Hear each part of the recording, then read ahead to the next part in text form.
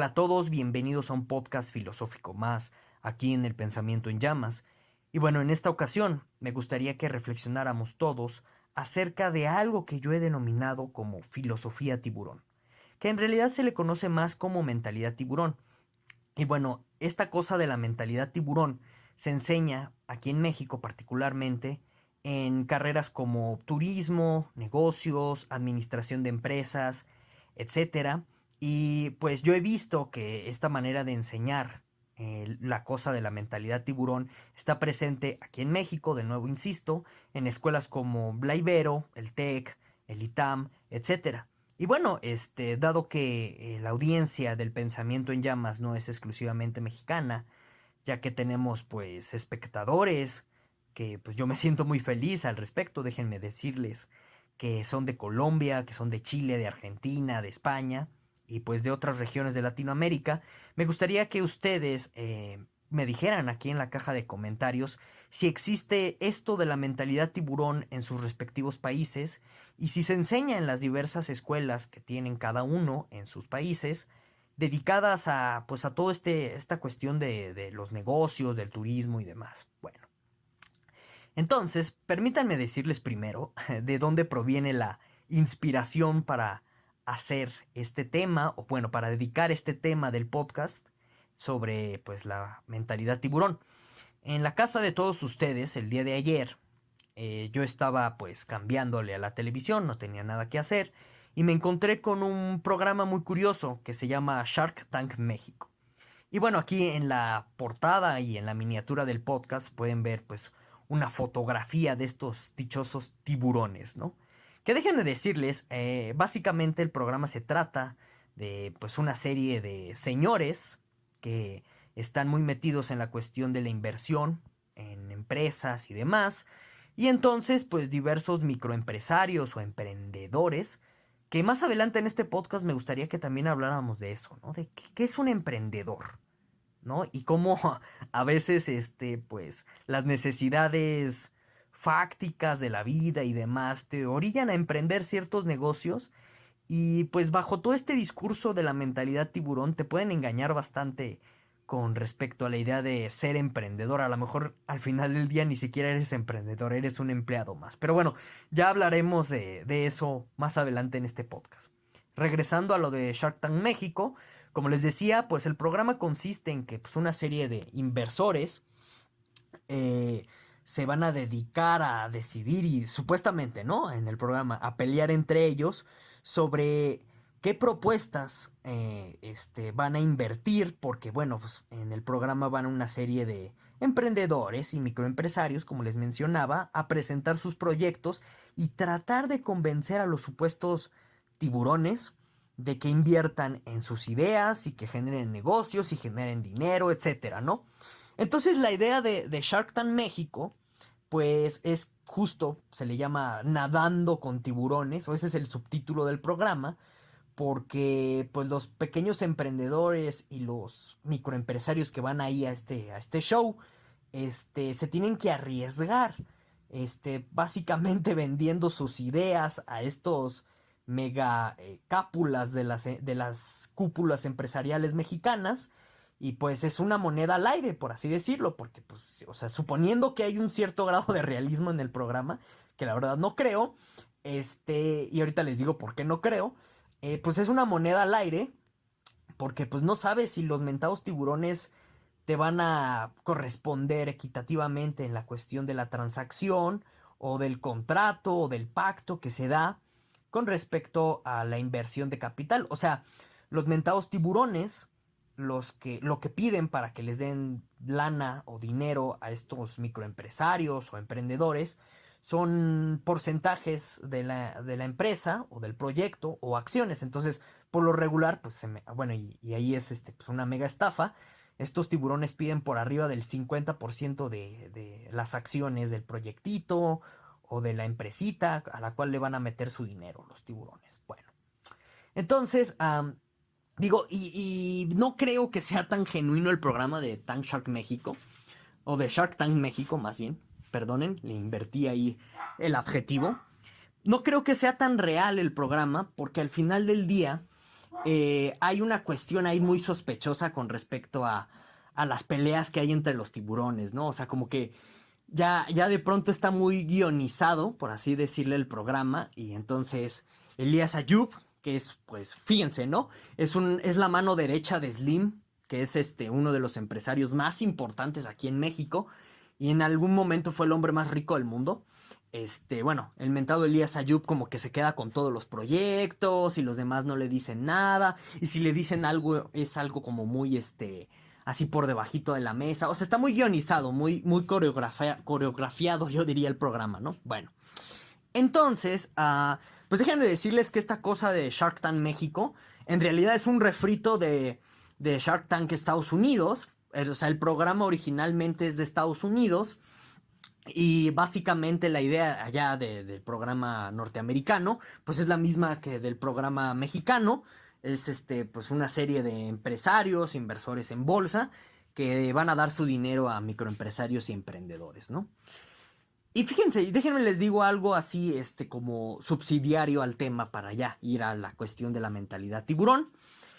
Cuando tú ves los programas bueno, cuando tú ves los proyectos o los microempresarios que van ahí a Shark Tank México, o sea, te das cuenta que en México estamos súper estancados a nivel de tecnología, ¿no? Y también a nivel de inversión y a nivel de emprendimiento. ¿Y por qué lo digo? Pues porque, o sea, las personas que van a este programa de Shark Tank México llevan proyectos así como, ay, no, pues es que traigo aquí cremas humectantes, ¿no? Y traigo también así un cepillo mágico para quitar el sarro del baño. Y tú dices, y tú comparas esos proyectos que van a Shark Tank México con los de Estados Unidos, ¿no? Y en Estados Unidos van a ofrecer o a ofertar productos como aplicaciones digitales, incluso hasta robots llevan al programa. O sea, así como que ves así el tercer mundo a todo lo que da en Shark Tank México. Y miren, y no es tan accesorio esta observación que les hago, porque nos va a ser útil para hablar de la mentalidad tiburón, tanto en México como en Latinoamérica y como en todo el tercer mundo. Miren, esta cosa de la mentalidad tiburón, yo veo que tiene profundas raíces en el pensamiento de una señora que se llamaba Ayn Rand. Ayn Rand es una inmigrante rusa que llegó allá a Estados Unidos y básicamente se le conoce como la teórica del egoísmo psicológico, del egoísmo ético, que básicamente es la idea de, tanto en el nivel descriptivo del egoísmo psicológico, es la idea de que cada uno de nosotros actúa por sus propios intereses y siempre queriendo satisfacer sus propios intereses. Y tanto en el ámbito del egoísmo ético, o sea, ya como una teoría normativa que nos dice cómo debemos comportarnos, pues Ayn Rand dice que uno siempre debe de satisfacer sus propios intereses sobre los intereses de los demás y que si acaso pues uno debe de colaborar con otros nada más es porque te conviene, ¿no? Entonces Ayn Rand está en contra de la idea del altruismo, está en contra de la idea de la generosidad en general y incluso llega a ver Ayn Rand a la sociedad como una especie de obstáculo a este hombre que siempre está tratando, bueno, a este individuo en general, que siempre está tratando de satisfacer sus propios intereses. Claramente, pues se ha visto que Ayn Rand tiene una gran influencia nietzscheana por esta cuestión de la idea del superhombre, y entonces, en términos de Ayn Rand, el superhombre es aquel que lleva el egoísmo ético hasta el extremo y sin temor a las consecuencias. Bueno, entonces, Ayn Rand pues se infiltró bastante en los ámbitos empresariales como coaching filosófico.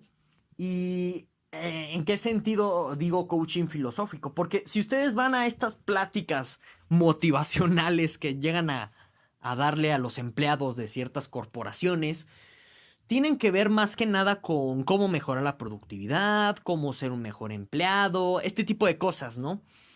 Y bueno, Ayn Rand se infiltró en el ámbito empresarial a principios de los 70s, 80s y hasta la fecha sigue infiltrada. Sus ideas, por supuesto, estoy hablando de las ideas. Porque le parecía muy atractivo a los empresarios la idea de que pues cada quien tiene que tienen que satisfacer sus propios intereses por encima de los intereses de los demás.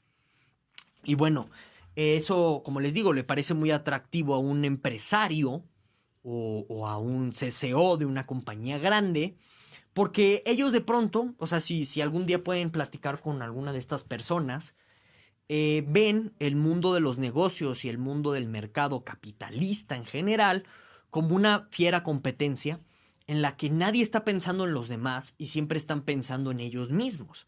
Entonces Ayn Rand vino como anillo al dedo a muchos empresarios, incluso Donald Trump, por eso está una foto de Donald Trump en el podcast. Bueno, pues Donald Trump admira a Ayn Rand porque pues justo él como businessman o businessman, más bien, trató de trató constantemente de siempre estar en primer lugar y siempre de hacer florecer sus negocios.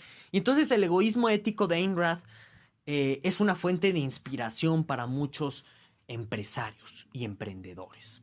Porque, pues como les mencionaba, para ellos en el mercado y en el mundo laboral, pues la competencia siempre está a punta de lanza y todo el mundo piensa en ellos mismos. Entonces, de pronto usan la filosofía de Ayn Rand para verse a ellos mismos como héroes victoriosos o como víctimas perpetuas de la competencia que, bueno, han logrado, dentro de sus propios términos, bajo la filosofía de Ayn Rand, vencer ese victimismo y se han coronado como campeones de su propia área, ¿no? Bueno, ok. ¿Y esto qué tiene que ver con la mentalidad tiburón? Bueno, que básicamente el núcleo ético de la mentalidad tiburón, y es por eso que yo le llamo más que mentalidad tiburón, sino filosofía tiburón, el núcleo ético de esta forma de pensar proviene del egoísmo ético de Ayn Rand. Y básicamente, ¿qué enseñan? ¿Qué se enseña bajo la idea de la mentalidad tiburón? Bueno, pues la idea es que en los negocios tú tienes que siempre ser el mejor emprendedor y que tienes que ser profundamente ambicioso con tus metas sin importar a quién te lleves por entre las patas. Así, por decirlo así en términos muy llanos y concretos. Entonces, tú ves que constantemente cuando se dan estas pláticas de emprendimiento, sobre todo en las escuelas donde se esparce esto de la mentalidad tiburón o donde está más difundida, tú ves constantemente anécdotas muy interesantes y curiosas. Y bueno, les voy a contar una al respecto, ¿no? Pues en alguna ocasión yo me metí al TEC del Monterrey, aquí en la Ciudad de México, y para que pudiera escuchar esta cosa de la mentalidad tiburón, porque pues yo tenía una amiga que estaba pues fascinada con esta cosa de la mentalidad tiburón y pues yo pues así de pues no mames, ¿cómo vas a estar fascinado con eso? Y ahí voy, ¿no? Entonces el individuo que estaba ahí dando la plática supuestamente era como un triunfador, bueno, él mismo, fíjense, ¿no? Él mismo se definía así, ¿no? Un triunfador en el ramo textil o en el giro textil y pues le vendía aquí hay unas como tiendas departamentales muy famosas en México como Liverpool y Sears y bueno, y este señor les vendía sus textiles a estas empresas para que pudieran hacer sus ropas y demás en las maquiladoras. Bueno, entonces decía él, fíjense, ¿no? Que cuando tenía como 18 o 20 años,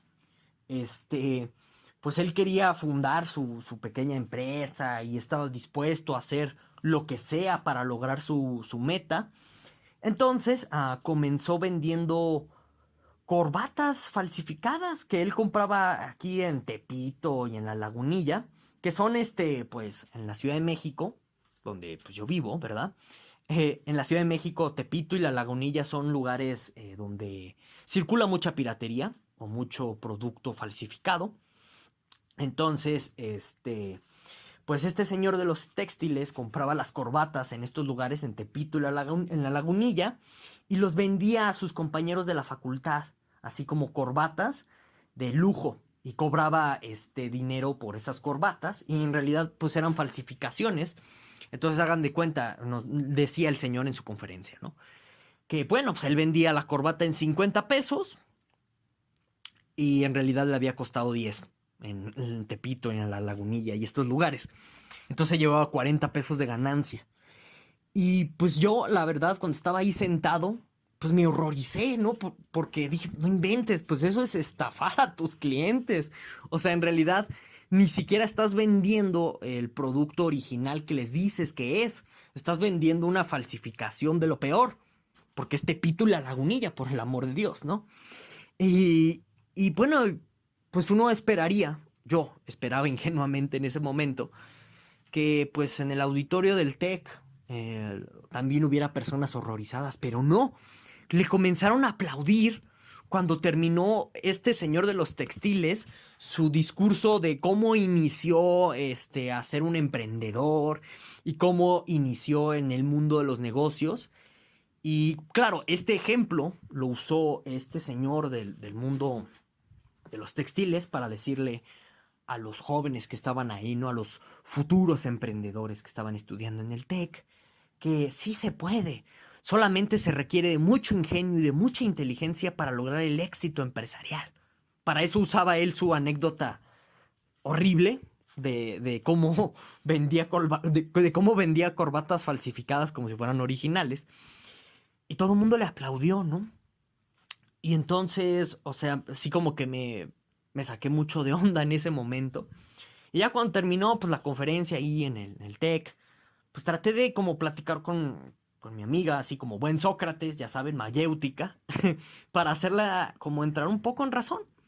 Y no lo logré.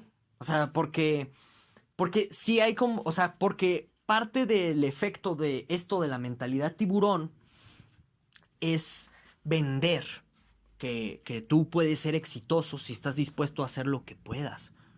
Ajá. Y más bien, si estás dispuesto a hacer lo que se tiene que hacer, aunque eso no sea correcto. Y lo que me decía mi amiga en ese momento, pero es que mira, ve el mundo, ¿no? ¿Quién hace lo correcto en este mundo? O sea, ve a los políticos, o sea, hacen cualquier tipo de tropelías para llegar hasta arriba. ¿Y qué hacen los demás, empresarios como Coca-Cola? O sea, pues obviamente no te venden un producto de calidad y aún así te lo están vendiendo y ellos ganan una fortuna con esas Coca-Colas y demás. Entonces, me decía mi amiga en ese momento, pues si todo el mundo rompe las reglas, ¿yo por qué no las voy a romper? O sea, si para tener éxito hay que romper las reglas, ¿yo por qué no las voy a romper también? ¿No? Y entonces, este es el núcleo de la ética egoísta o del egoísmo ético de Ayn Rand que está detrás de la mentalidad tiburón. Que es, si tú quieres llegar a la meta y satisfacer tus propios intereses, no tienes que pensar en nadie.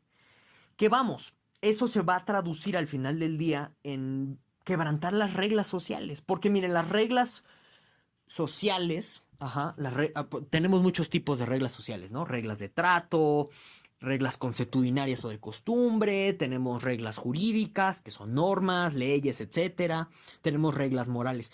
Si se dan cuenta y se ponen a analizar, todo este contenido de las reglas sociales, lo que hacen o lo que tratan de hacer es limitar nuestros impulsos, vamos a llamarlos así, egoístas, de satisfacer nuestros propios deseos y nuestros propios intereses por encima de los demás. Entonces, por ejemplo, a lo mejor a ti en la calle vas caminando y se te antoja mucho un elote, pero no traes dinero para comprar ese elote. Lo podrías robar, ¿no? Entonces, la regla jurídica de no robes, ajá, y también pues es una regla religiosa si tú crees en el judio-cristianismo, ¿verdad? Trata de evitar que tu interés egoísta no sea satisfecho pisoteando los intereses de los demás. En este caso sería del elotero, porque bueno, su interés es vender elotes para ganarse la vida. Y claro, tu interés es satisfacer tu necesidad de hambre o tu interés de comer algo rico, no lo sé. Entonces, tú si sigues el camino de satisfacer tus propios intereses y deseos eh, por encima de los demás, quebrantas esas reglas sociales. Entonces, esta cuestión de la mentalidad tiburón y el egoísmo ético de Ayn Rand te lleva a quebrantar las normas sociales. Y bueno, esto que se va a... Por ejemplo, aquí en México, ¿no? Y voy a tomar esta cosa de Shark Tank México, que como les dije, no lo mencioné por casualidad.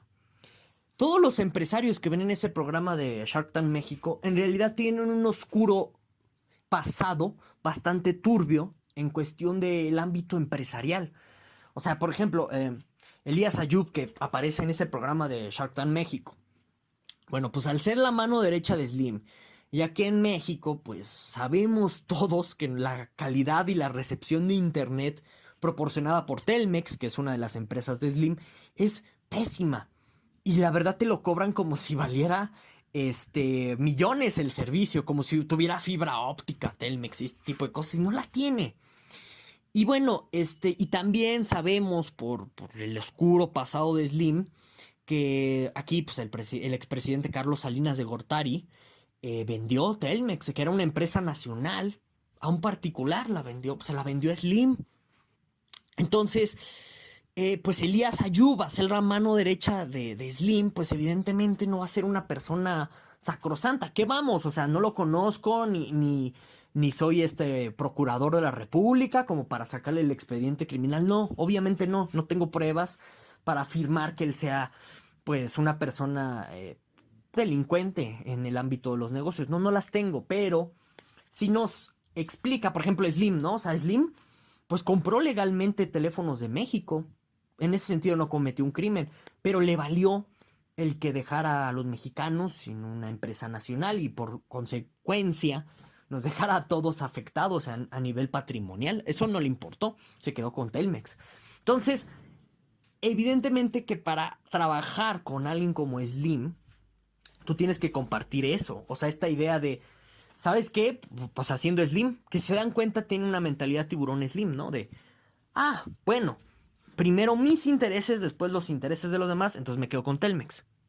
¿Sí? Obviamente que para tratar con alguien así como Slim, para trabajar con él, tienes que pensar siempre en satisfacer, pues evidentemente las necesidades de Slim, los intereses de Slim, pero pensar en que siempre van primero tus intereses a que los intereses del colectivo, o que van primero los intereses de los demás o de terceros. Entonces, toda la cuestión de Shark Tank México es la manifestación de la mentalidad tiburón, porque todos los que están yendo a este show como emprendedores o como microempresarios están bajo la idea o están bajo la sintonía de que yo vengo a satisfacer mis propios intereses sobre los intereses de los demás. Y yo vengo a que se venda este producto, esta idea, que yo convenza al tiburón respectivo para que yo me vuelva rico y demás, ¿no? Ya, pues el sueño hollywoodense de la casita blanca con tu cerca y el perro y el carrazo y la mujeraza y todo eso, ¿no? Se cumpla. Bueno, el problema de eso es que, pues a nivel de la competencia laboral en el mercado, o sea, eso es verdad en cierto sentido, ¿no? Que tú en el mercado tienes que ser despiadado y pensar siempre en tus propios intereses para subsistir. Porque pues, los otros empresarios no piensan en tus intereses, nada más están pensando en sus intereses. Eso es cierto. Pero consideremos esto. Es probable que esa forma de pensar sea inculcada y sea educada. Entonces, véanlo así. Aquí en México, ¿no? Tienes el TEC, tienes la Ibero, tienes el ITAM. Son escuelas de empresarios, ¿no? ¿Quién sabe, la verdad, si todos los estudiantes que van ahí terminen siendo empresarios genuinamente? Ajá. Pero, a la larga, todo este ámbito de personas, o unas cuantas personas, puede llegar a la cúpula empresarial y a lo mejor se vuelve un Slim, ¿sí? O a lo mejor se vuelven un Carlos Ayub, o a lo mejor están ahí sentados en Shark Tank México. No lo sé. Puede suceder eso. Pero si ese individuo en particular salió de la escuela con la mentalidad tiburón, pues es lógico que el mercado en el ámbito de la competencia empresarial, todos estén pensando en sus propios intereses, porque todos fueron educados bajo la mentalidad tiburón. Entonces, vean, es como un círculo vicioso. Por un lado, en el ámbito de los hechos, sí, las empresas compiten de manera despiadada y entonces pues la mentalidad tiburón encuentra lugar en el mundo de los hechos porque si tú piensas en los intereses de los demás, a lo mejor quiebra tu empresa y te llevas entre las patas incluyendo a empleados, ¿sí? Eso puede suceder. Entonces, en el mundo de los hechos la mentalidad tiburón se inserta, pero también es la mentalidad tiburón la que está creando los hechos en el sentido de que crea o educa más bien a la gente que el día de mañana se inserta en el mercado y comienza a competir con otras empresas y contribuye a conformar ese ambiente hostil en el que todos los empresarios están pensando en sus propios intereses. ¿De acuerdo?